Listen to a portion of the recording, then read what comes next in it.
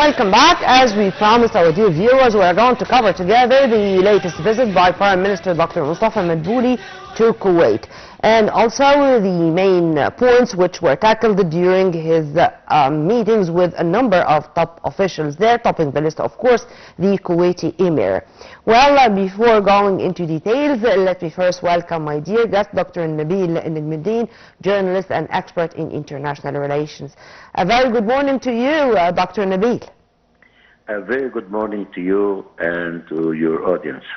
Sir, let's start immediately, as I think that there is a lot of vital points which were discussed during the visit of Prime Minister Dr. Mustafa Madbouli to Kuwait, and particularly as he was warmly received by his Kuwaiti counterpart, and also he was received by the Emir of Kuwait. Sir, all the time, of course, there is such efforts exerted by Egypt to boost relations with our allies, with countries all over the world, but of course our Arab and African allies are on top of the list. But to listen or to read these statements repeated a day after the other, when here, for an example, of course, Prime Minister Dr. Madbouli said the national security of Kuwait is part and parcel of the Egyptian national security, and it's a red line to accept any breach to the national security of the Arab nation in general. How do you see the repetition of these statements, sir? Let me start by emphasizing that the Kuwaiti-Egyptian relation is a very, very special and unique bilateral relations. Since the 60s, Kuwait was always a quite close Gulf state to Egypt in different ways, economically, politically, and even culturally. I would like to emphasize that the Kuwaiti people are quite fond of the Egyptian culture, Egyptian land. And again, I would like to emphasize that Egypt has played a quite role to liberate Kuwait from the invasion of Saddam Hussein in 1991. So, this official visit of the Egyptian Prime Minister and his discussion with his Kuwaiti counterpart focused on enhancing bilateral cooperation in various sectors. The Egyptian Prime Minister has been warmly welcomed, and his delegation. Again, he stressed that the importance of increasing trade exchange to reflect the strong political ties between Egypt and Kuwait. Yeah. Sir, also Prime Minister Dr. Madbouli handed an invitation to the Emir of Kuwait from President Abdel Fattah al-Sisi to attend the upcoming Arab Summit, which is going to take place here in Cairo, inshallah, by the 4th of March.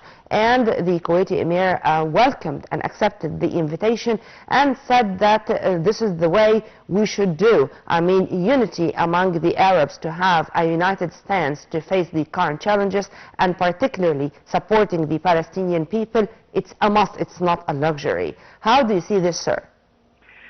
I would like to emphasize that personally, I am very proud of the Kuwaiti stance towards their brothers in Palestine.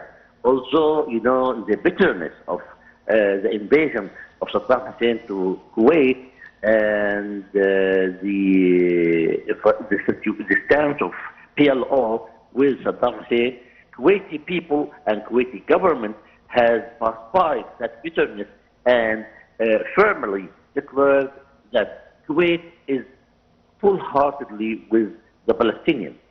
Egypt is one of the first countries to support the Palestinian declaration of independence and officially recognized Palestine on November 88.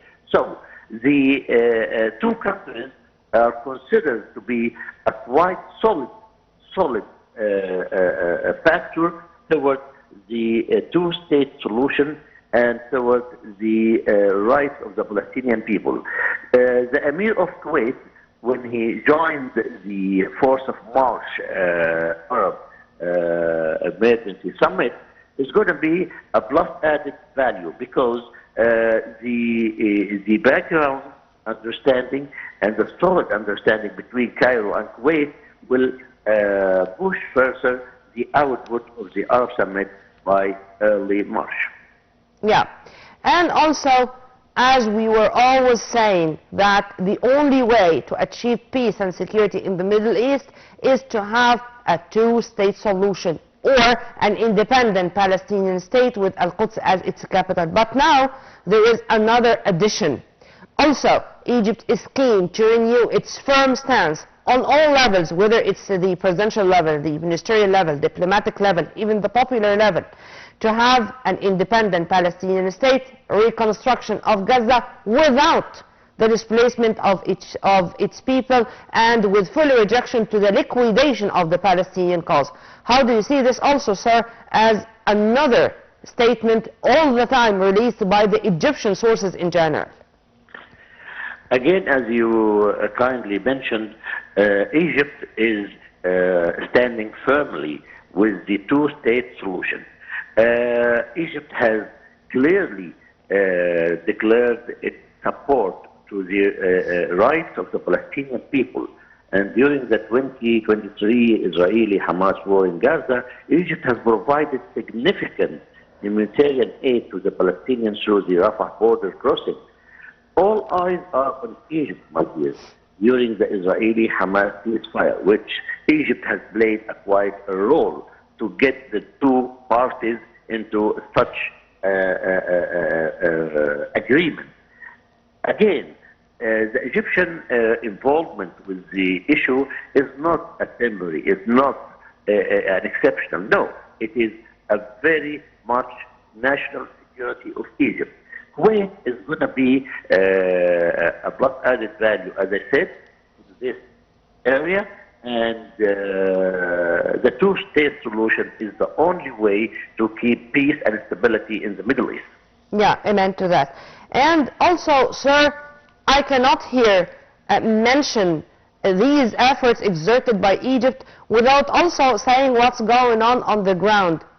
For example, only the day before yesterday, there was a very important meeting by the Arab parliamentarians, which took place here in Cairo, in the headquarters of the Arab League, with the attendance, of course, the Secretary General of the Arab League, and they had a final communique, which is going to be handed to the Arab leaders who are going to convene here in Egypt on the 4th of March, also reiterating the Egyptian and Arab firm stance regarding those proposals to displace the Palestinians, and they described these proposals as ethnic cleansing, as crimes against humanity, as a flagrant breach to the international legitimacy. How do you see this, sir, as one of the preparations ahead of the Arab Summit? The Arab capitals are really boiling with anger because after almost a year and a half of genocide war against their brothers in Gaza, now they are coming with such foolish statements of forcing the Palestinians to immigrate. Arab capitals are totally angry, and Egyptian leadership has said it Kabir. President Sisi refused an invitation from the U.S. President Donald Trump because he is not ready to listen to any illegal statements regarding the Palestinian issue.